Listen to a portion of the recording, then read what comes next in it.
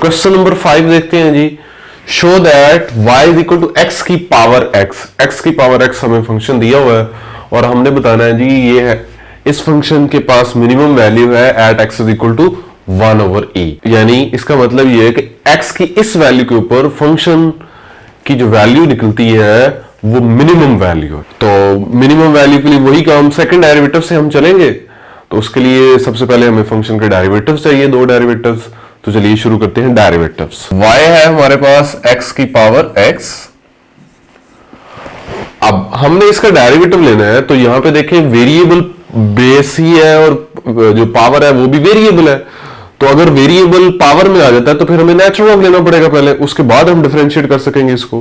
तो सबसे पहले तो दोनों तरफ नेचुरल लॉग ले लें। तो यहां आ जाएगा नेचुरल लॉग y, यहां आ जाएगा नेचुरल लॉग x और x की पावर क्या है x है। तो अब हमने लॉग की कुछ प्रॉपर्टीज पढ़ी है, उनमें से एक प्रॉपर्टी ये थी नेचुरल लॉग x की power n is equal to n times natural log of x। यानी किसी भी लॉग के लिए ये प्रॉपर्टी थी। तो अब यहां पे हम नेचुरल लॉग इस्तेमाल कर रहे हैं तो नेचुरल लॉग ऑफ x की power n is equal to n times natural log of x।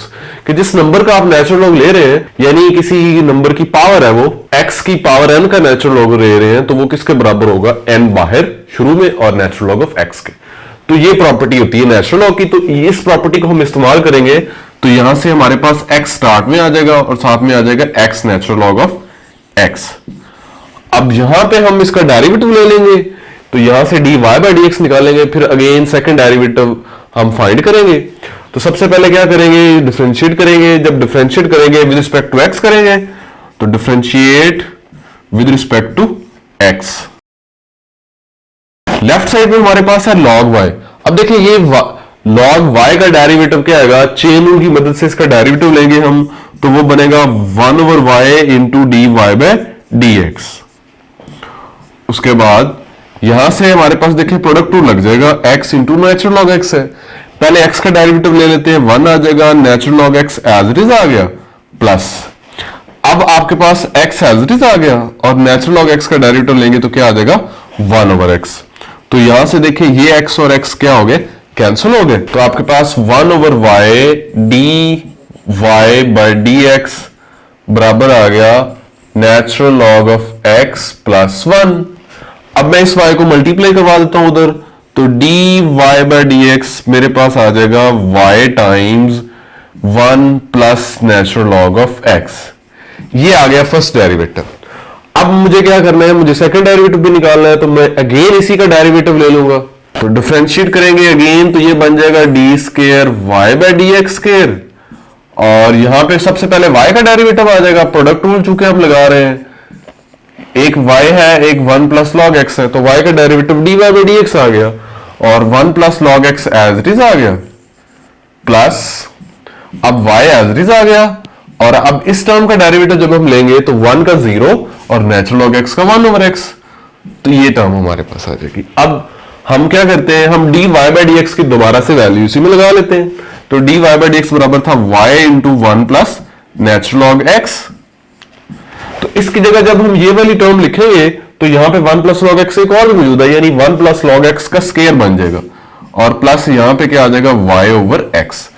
अब हम y कॉमन ले लेते हैं तो हमारे पास बच जाएगा 1 प्लस नेचुरल लॉग x का square plus 1/x।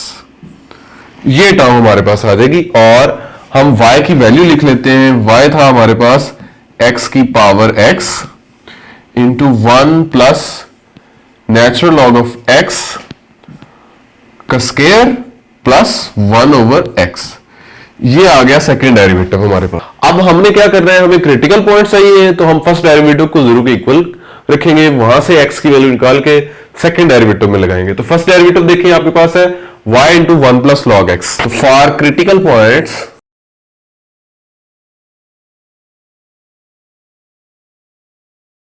dy by dx हमारा किसके बराबर आ जाएगा 0 के और dy बाय dx की वैल्यू है y into 1 plus natural log of x।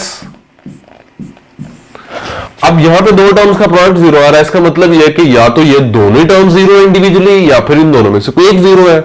तो y तो आपका जीरो नहीं हो सकता, बिकॉज y क्या है, x की पावर x। y आपके पास क्या है, x की पावर x, और इसका जवाब तो कभी भी जीरो नहीं आ सकता। तो इसका मतलब यही होगा कि 1 प्लस लॉग एक्स ही फिर जीरो हो सकता है। तो यहां से हम लिख सकते हैं natural log of x is equal to -1। दोनों साइड्स को e की पावर में ले लें, और वरना उसके बगैर भी हम चल सकते हैं। तो यहां से e की power natural log of x, और यहां पे e की पावर -1, तो यहां से आपके पास x बच जाएगा, और इधर क्या आ जाएगा, e की पावर -1 यानी 1 ओवर e आ गया। x की ये वाली वैल्यू हम लगाएंगे सेकंड डेरिवेटिव में, और फिर देखेंगे क्या x की ये वैल्यू लगाने से सेकंड डेरिवेटिव का जवाब हमारा पॉजिटिव आता है या नहीं आता। तो ये है मेरा सेकंड डेरिवेटिव, x की power x 1 plus log x का स्क्वायर प्लस 1 ओवर x, और मैंने इसमें क्या पुट करना है, x is equal to 1 over e। तो second derivative d square y by d x square at x is equal to 1 over e is equal to, सबसे पहले y है, y का मतलब x की पावर x है, यानी x की जगह 1 ओवर e, और चूंकि उसकी पावर में भी x है तो वहां पे भी 1 ओवर e आ जाएगा। उसके बाद ब्रैकेट में देखें, यहां ब्रैकेट में देखें, यहां है 1 plus natural log x whole का स्क्वायर, और जब आपने क्रिटिकल पॉइंट्स निकाले हैं तो वहां पे आपने 1 प्लस नेचुरल लॉग x को 0 के बराबर लिया हुआ है, यानी x की वैल्यू जो आपने निकाली 1 ओवर e वो उसी रिलेशन को यूज करके निकाली है। तो यानी ये टर्म तो 0 होगी, सिर्फ यहां क्या रह गया, 1 ओवर x रह गया। तो मैं x की जगह क्या लगा दूंगा, 1 ओवर e। तो यहां पे मेरे पास आ गया 0 प्लस, उसके बाद है 1 ओवर x। अब चूंकि x 1 ओवर e है तो 1 ओवर x क्या होगा, वो तो e आ जाएगा। तो ये टर्म बन गई e इंटू 1 ओवर e की पावर 1 ओवर e, और ये टर्म आपके पास पॉजिटिव टर्म है, यानी e की वैल्यू आपके पास 2.718 समथिंग है, 1 ओवर e, फिर उसकी पावर 1 ओवर e लेनी है आपने, और इनको मल्टीप्लाई करना है, तो ये आंसर आपका कभी भी नेगेटिव नहीं आ सकता। तो सेकंड डेरिवेटिव की value at x is equal to e पे 1 ओवर e पे पॉजिटिव है। इसका मतलब ये है कि आपका जो फंक्शन f ऑफ x है वो x की इस वैल्यू पे रिलेटिव, x की इस वैल्यू पे उसकी जो वैल्यू है वो क्या है, मिनिमम है। यानी सेकंड डेरिवेटिव आपका x is equal to 1 over e के ऊपर पॉजिटिव आ रहा है। इससे सेकंड डेरिवेटिव टेस्ट में ये बताता है कि फंक्शन f ऑफ x यानी जो y है आपका x की पावर x, वो x की इस वैल्यू पे मैक्सिमम जवाब रखता है। तो यहां से क्या हमें मिला कि y बराबर x की power x has maximum value at x is equal to 1 over e।